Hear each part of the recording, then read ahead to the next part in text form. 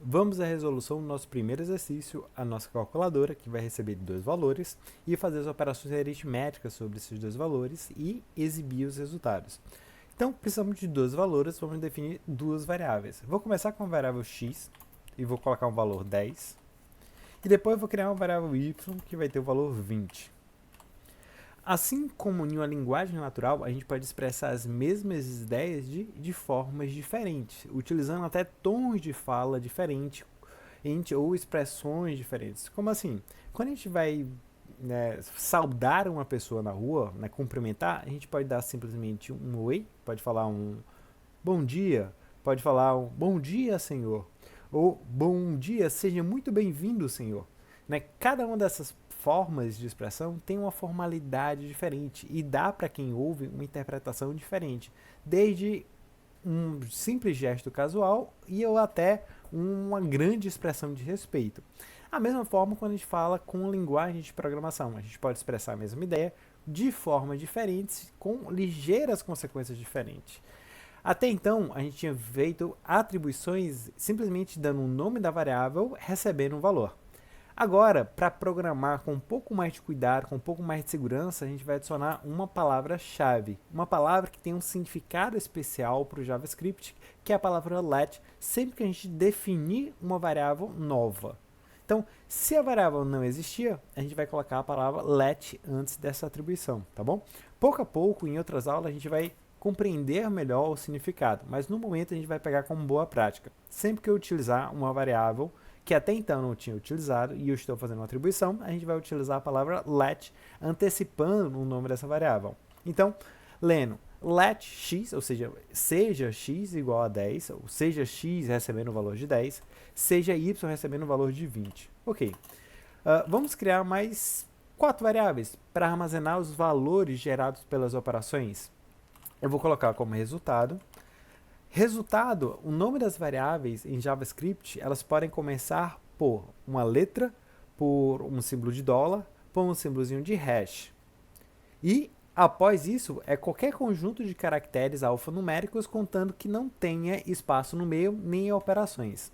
Então, eu posso escrever o nome de uma variável em JavaScript e tentar separar as palavras desse nome utilizando um underscore. Então, isso vai dar convenções ou formas diferentes de nomear variáveis. Uma das formas de nomear variáveis é, sempre que a gente quiser usar o nome de uma variável mais complexo, mais longo, é separar cada palavra dessa expressão utilizando um underscore. Então, eu vou colocar aqui, ó, resultado soma recebe x mais y. Vou criar uma outra variável chamada resultado, subtração, sub, recebe x menos y. E let resultado produto x vezes y, let resultado div x dividido por y. E no final a gente vai imprimir todos esses resultados, console.log. O console.log ele recebe uma série de informações que ele vai imprimir separadamente. Então a gente poderia escrever aqui todos os resultados. Resultado da soma, resultado da subtração, vírgula, resultado do produto, vírgula, resultado da divisão. E aqui a gente, mesmo sem definir, já está usando o conceito de uma função. Existe em JavaScript uma função, uma espécie de código lá que a gente pode reutilizar, que se chama console.log. Quando a gente quer passar informações para uma função, a gente passa parâmetros associados a essa função, ou seja, as informações que vão ser utilizadas aqui dentro. As informações que vão ser utilizadas aqui dentro serão cada um desses valores aqui, ó. E a gente separa cada um desses valores por uma vírgula. Eu poderia escrever todos aqui na mesma linha, só que ia ficar uma linha muito longa e visualmente chata, porque a gente ia ter que mover aqui o cursor da telinha para ler toda a linha. E outra forma é, sempre que eu encontrar uma vírgula e quiser mudar de linha para baixo, eu posso. Então, console.log. Vou salvar, vou executar. Resultados, 30, menos 10, 200, 0,5.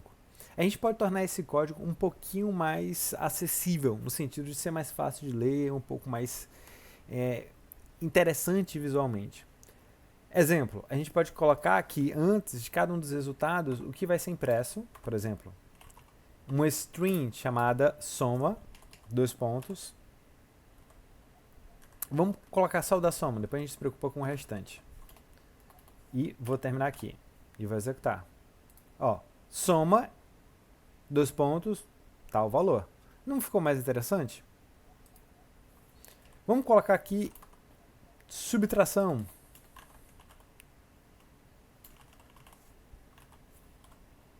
Resultado. Subtração. Salvou, executou.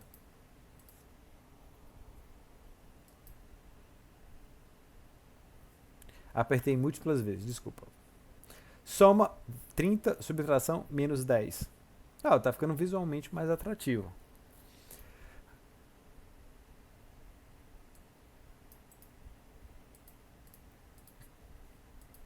O que é que a gente está fazendo aqui na linha 9? A gente está imprimindo, né, os valores. Eu imprimo uma palavra, um string, soma, dois pontos, e depois imprimo o valor. Aí depois imprimo outra string e imprimo mais um valor. Tá? E assim eu poderia fazer para cada um dos valores. Produto. Resultado. Divisão. Dois pontos. Resultado da divisão. Salvei, executei. Ok, fizemos nosso primeiro programa. Observe que esse código que a gente acabou de escrever em 18 linhas, ele atende a todos os requisitos do item relacionados à calculadora. O fato é que o código mesmo feito, ele pode ser melhorado. Isso é o que a gente chama de refatoração do código. Você reescreveu o código ou parte deles, tentando ali ter um código melhor, com uma melhor qualidade de código. Essa qualidade quer dizer com relação a quê? Com relação à legibilidade, o código ser mais fácil de ler, ou seja, qualquer pessoa que chegar, ler o código vai entendê-lo mais rapidamente, se o código tiver uma boa qualidade. Fica mais fácil de modificar o código caso seja necessário. Por exemplo, se alguém em determinado momento te pedir, olha, a sua calculadora agora tem que calcular a raiz quadrada e potência. É fácil ou não fazer essas modificações? Você ia perder quanto tempo para fazer isso, para adicionar essas funcionalidades? Então, um código que é fácil de mover, de modificar, de evoluir, também é legal. Isso também tem a ver com qualidade de software. Pode ser com o código que execute mais rápido, aí você tem a performance do código, enfim. Sempre existe chances de você refatorar o código, reescrever parte dele de forma que ele fique melhor. Quais alterações que eu faria aqui? Isso depende dos recursos que você tem. Se você só viu as operações que a gente viu até agora, isso é o melhor que você pode fazer. Conforme novas, né, expressões, novas construções, novos aspectos da linguagem forem dominados por você, você pode ir melhorando. Por exemplo, em JavaScript existe um conceito de criar frases que nessas frases, por exemplo, soma, dois pontos, resultado da soma, essa frase é só uma frase. Mas se eu quisesse imprimir e colocasse aqui dentro dessa frase um valor de uma variável, aí a gente poderia utilizar o conceito de JavaScript chamava template string, ou gabarito de string. E aqui a gente colocaria resultado, soma, e do lado de fora, em vez de usar aspas dupla, a gente usará crase. Então, essa construção é o conceito de template string e ela permite que a gente escreva o nosso código um pouquinho mais simples, um pouquinho mais legível. Ó, em vez de ter duas informações para me referenciar a soma, a palavra soma e o resultado, agora eu tenho uma só, uma única frase.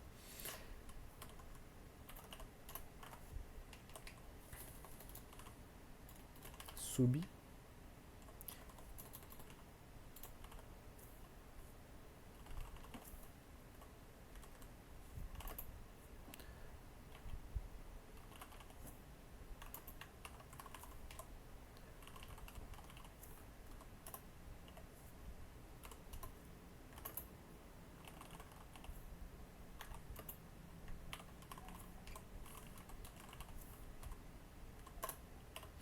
E observe, antes eu precisava passar 8 pedaços de informação e agora eu só estou passando 4. Fica mais fácil de escrever, fica mais fácil de modificar, tem uma qualidade de código melhor, ou seja, eu refatorei o código e ele ficou um pouquinho melhor. Então vou salvar e vou executar os mesmos resultados. Então a gente sempre pode refatorar o código. Então, normalmente um código nunca está finalizado, nunca está pronto, ele sempre tem oportunidade de melhora. Né? O que vai inviabilizar ou não essa melhora é o interesse do desenvolvedor, o financiamento dessas operações e o tempo hábil para isso.